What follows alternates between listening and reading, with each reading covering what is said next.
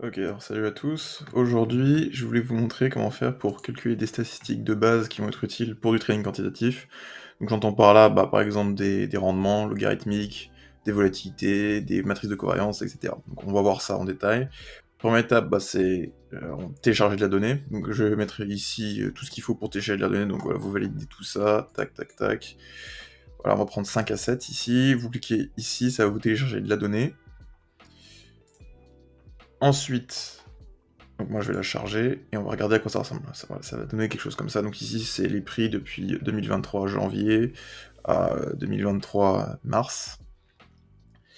Et on va effectuer des opérations là-dessus.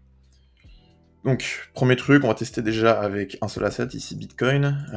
Donc on va récupérer les données exclusivement pour Bitcoin, par exemple comme ça. Hop.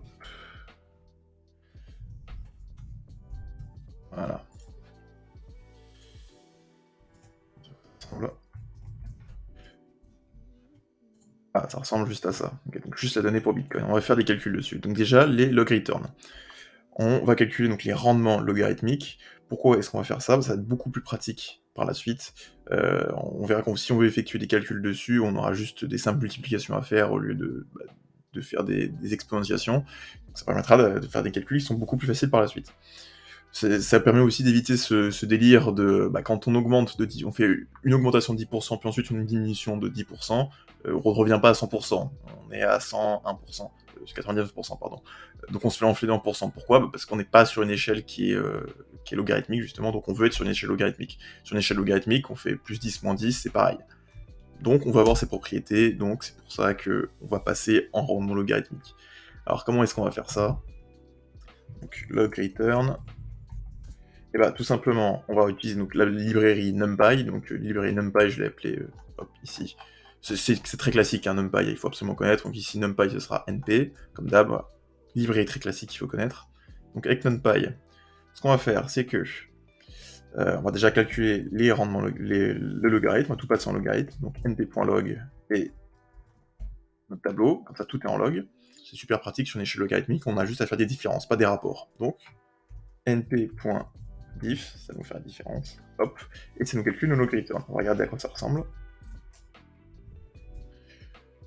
Voilà, hop. Donc ça, ici on a nos rendements logarithmiques. On voit ici, il y a une petite diminution au début, on passe de 16006 à 16005, et on voit bien, il y a une petite diminution là, ok, ensuite ça diminue encore, on voit ici un rendement négatif, etc. Donc on a bien ce qu'on veut. Maintenant, on veut calculer la moyenne, donc disons les rendements moyens. Donc on pourrait appeler ça espérance par exemple. C'est un des meilleurs moyens d'estimer l'espérance. C'est pourri, voilà, c'est pas une méthode qui est excellente, mais de tous les moyens qui existent, facile, disons, et ne pas utiliser des moyens complètement démentiels, ça va être le plus simple et ça va être le plus efficace. Donc en fait, quand t'es particulier et que tu veux déterminer des rendements, tu vas toujours éviter parce que ça va pas être terrible, mais ça sera la méthode qu'il faut appliquer. Donc comment est-ce qu'on va faire? Tout simplement, on va appeler donc vecteur des espérances, on va appeler mu, et on prend juste la moyenne, avec NumPy on peut le faire, np.min, et on va prendre les log return directement. Voilà à quoi ça ressemble. Maintenant, on veut calculer la volatilité. Même chose, on peut directement le faire avec NumPy. Donc on va prendre, je vais calculer la variance déjà.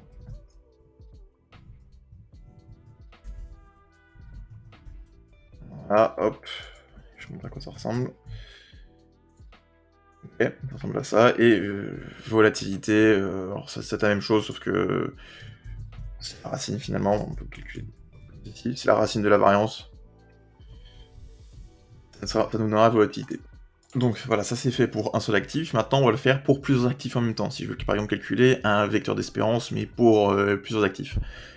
Donc, comment je vais faire? Déjà, je vais récupérer hop, cette ligne-là, et on va appliquer la même chose. On va la donner, mais tous les actifs. Hop. Voilà, donc j'ai mes actifs ici, je vais tous les récupérer. Je vais effectuer, ce qui est bien avec NumPy, c'est qu'on va pouvoir faire ça, on va pouvoir effectuer les mêmes opérations, mais sur tous les actifs en même temps.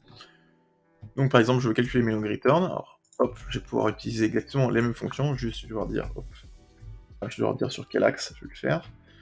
ceci, et boum, ça va me calculer mes log return, mais pour chaque actif.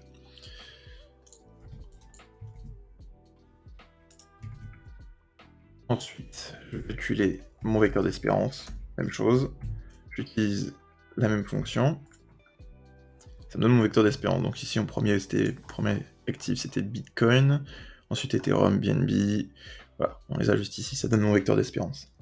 Après, on veut calculer, ici on va calculer la matrice de covariance, donc ça va être toutes les variances en même temps, plus toutes les covariances. Donc, ça va se faire comme ça, il y a une fonction qui permet de le faire ça directement. np.cov, pareil, log return. On va prendre à transposer cette fois. Hop, et je vais l'afficher. Hop, et voilà, on calcule directement. Alors, la matrice de covariance, je vais arrondir quand même, ici pour qu'on voit bien. Et voilà, une matrice carrée, 5 par 5. Et normalement ici, on retrouve bien, voilà, on avait calculé la variance précédemment de Bitcoin uniquement, 2,39, et on retrouve bien la même chose, 2,39, 10 puissance moins 5. Donc voilà, t'as vu ici comment faire pour effectuer tous ces calculs basiques, je vais te mettre le notebook en description. J'espère que la vidéo t'a plu, que t'as appris quelque chose. C'est tout pour aujourd'hui, je te dis à la prochaine.